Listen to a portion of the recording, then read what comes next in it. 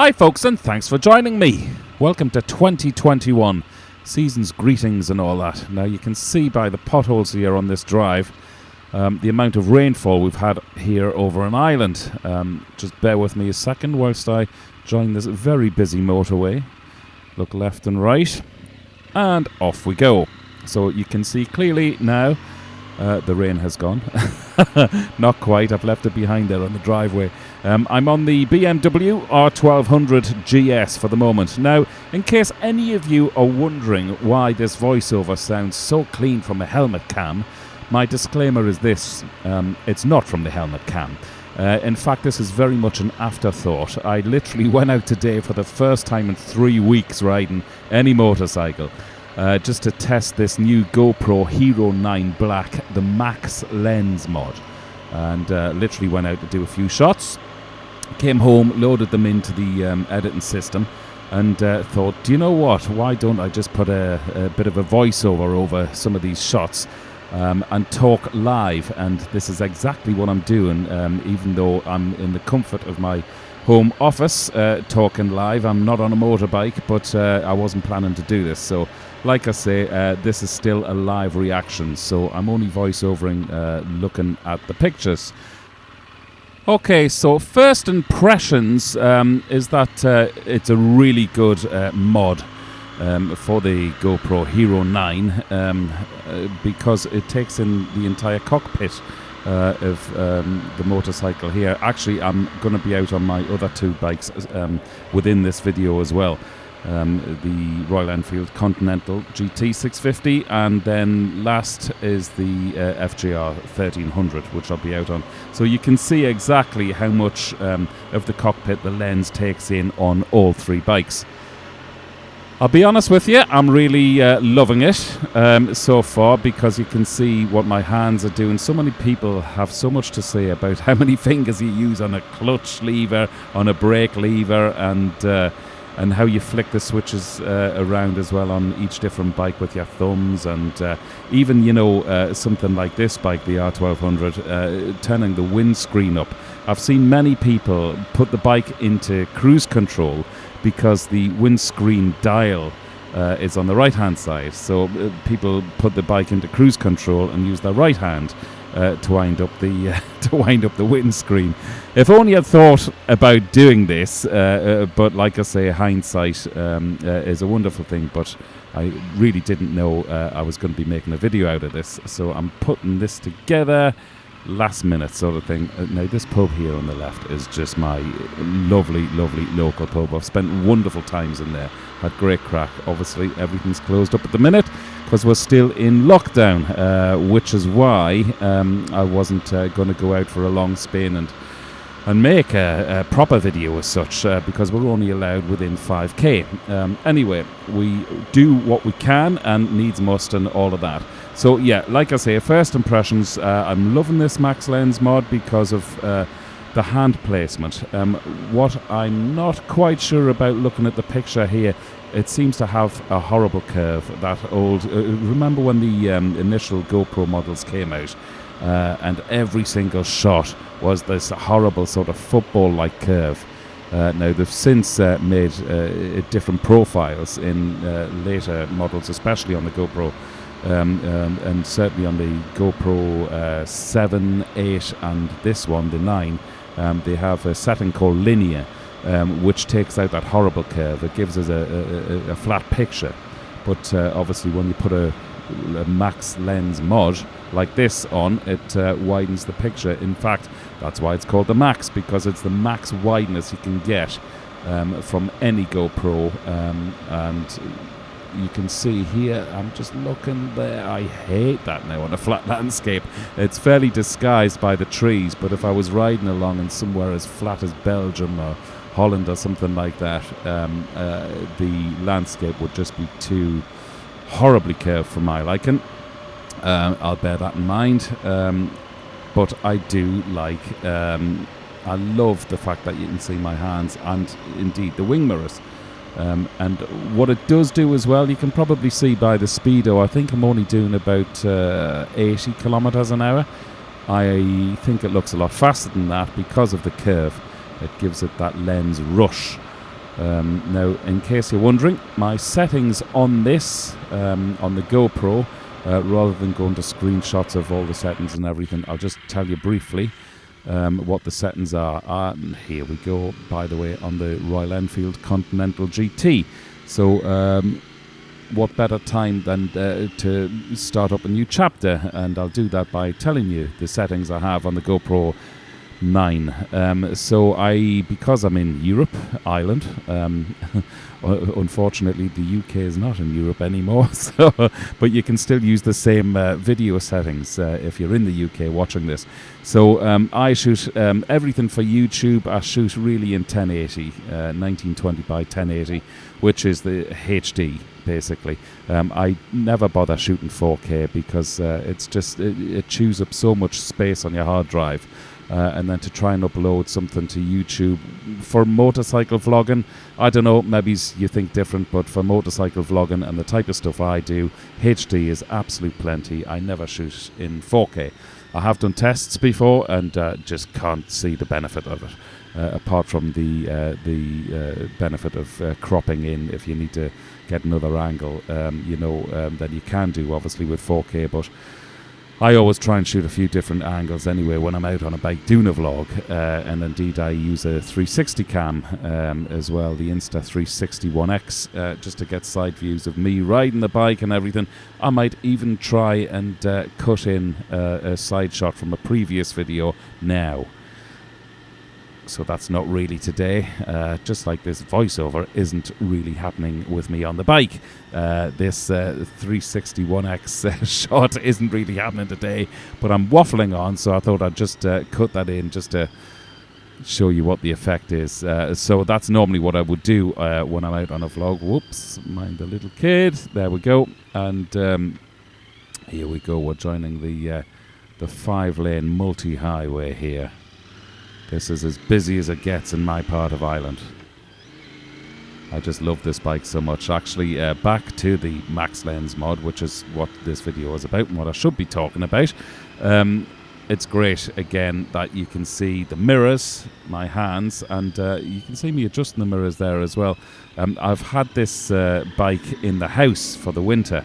And my youngest child, I've caught him a few times sitting on the bike because it's got so much chrome on it. I didn't want to leave it outside in a leaking shed, so I brought it inside and didn't even have to argue with the wife. She said, yeah, okay. I must have caught her on a good day. But so it's been in the house over Christmas and New Year, and like I say, I've caught the youngest child sitting on the bike, and I'm sure he's been twisting the mirrors around because, as you can see there, I'm trying to put them back into place. But yeah, back to the lens. I'm loving the fact that you can see the dials, see the mirrors, and you get that great rush of the road. And I'm really not convinced with the curve like that. I've just angled the camera down just to accentuate the curve. There seems to be a bit of vibration there as well, which I will definitely look into, because there shouldn't be, because the camera is mounted to my chin guard on my helmet. I'm going to move the camera back up there, and there's no vibration obviously because it's mounted to the helmet, as I've just said, and not the bike. So when you mount the camera to your helmet, there's no vibration because your body basically minimizes all the vibration from the engine.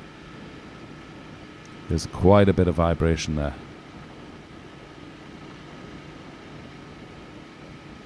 Another thing I should point out at this stage is that I'm not color grading any of these shots. I'm doing nothing to it. In fact, this is raw out of the GoPro Hero 9 Black, just in case you've tuned in. So I've literally done nothing. There's no treatment at all. But that vibration is slightly worrying. I'm just wondering, it could well be the frame rate I'm in. 25p is what I'm shooting this in. Sorry, I deviated before when I started telling you about the settings. So I am in HD 1920 by 1080, and I'm shooting 25 frames per second. I like that because it's more filmic. If you're shooting 50 frames per second, it just looks too video for me. For those of you new to my channel and maybe watching this for the first time without seeing any of my other videos, well, first of all, please subscribe if you haven't done already, because I've got some fantastic things coming over the next few months. And now is a good time to tell you that cameras are really my thing. I'm a television cameraman for a living, so I know a lot about the settings and where to mount cameras and the ins and outs of every camera really. I've done that for 30 years. So on that note, if there's anything you want to know, please ask me in the comments section below, and I always do my best at the moment to try and get back to everybody who has a question, whether it be technical or just about stuff I'm wearing on the bikes as well. I'm taking it very easy. Mind you, I'm saying that it probably looks on the bike that I'm going faster than I am. I'm just trying to read the dial there on the screen. I'm still doing about 100 kilometers an hour, and so I'm saying I'm taking it very easy. I'm probably not taking it easy as I should do, because the roads are so wet and slippy after the amount of rainfall we've had here in Ireland. And now we're out on the FJR1300, which is where my YouTube channel started last June when I first bought this bike, and I just had so much to say about it. I thought, do you know what? I'll set up a YouTube channel and tell the world about it. Fast forward, here I am now, still riding around on it. I remember when I first got it, I wouldn't even go out on it in the rain because of the amount of power it had. But as you can see here, that's a great testament to any motorbike when it builds up confidence within the rider. This certainly has done that with me. I'm just a little afraid I haven't angled the camera down as much as I should have. There we go. So you can see the hands now on the handlebars, and that's a really terrific shot actually. What a shame about the curve either side of the screen. I'm wondering if there's a piece of software or an app which I could get from my editing system just to straighten the curve out. I know certainly for the drone I fly, when you fly that in a certain mode, there's a piece of software which straightens out the curve at the edge of the picture. I might try that. I'll be back to you in due course about that, but for the moment I think the GoPro Hero 9 Black Max Lens mod is definitely worth the €99 you have to pay to buy it. If you buy one of these GoPro Hero 9s for €50 extra, you get massive savings, and you get free access to the GoPro cloud, so you can upload all of your footage to it free of charge after that. I think it costs you €50 a year or something like that after that. But if you pay the initial €50, you get a max lens mod. You get maximum savings as well, because, like I say, this should have cost €99. I got it for $79, free delivery, and I've bought batteries as well, extra batteries and mounts and all sorts of bits and pieces for the camera. And I'm just testing the high beam there because when I went round the corner, I don't know if you noticed it, but my normal beam seemed to be very high. It was reflecting quite high off the top of the signposts, and indeed it's getting quite dark.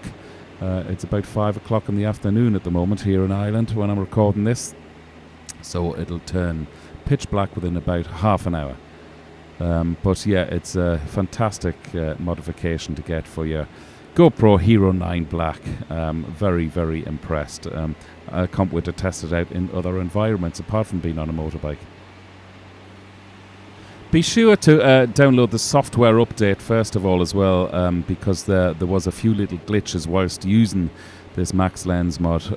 But one of the neat things here as well built into the camera is that it gives you horizon locking.